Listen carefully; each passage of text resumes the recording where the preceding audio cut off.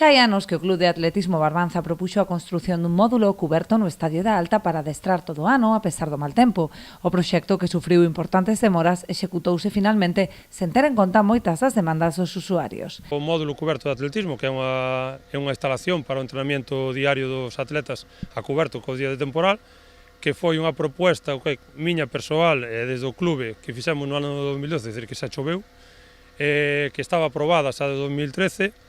e pouco a pouco foi retrasándose no tempo, vimos que empezáronse a facer as obras, con nós non contaron con nada para ver como se facía, que era o necesario, vimos que se foron cambiando cousas do proxecto actual. Así, a instalación permanece pechada dende hai máis dun ano cando finalizaron as obras. Os responsables do club denuncian que presenta xa deficiencias derivadas das filtracións de auga, que limitarán o seu uso unha vez se inaugure. Ahora mismo leva un ano parada, supostamente acabada a obra, non sabemos cando vamos a usala,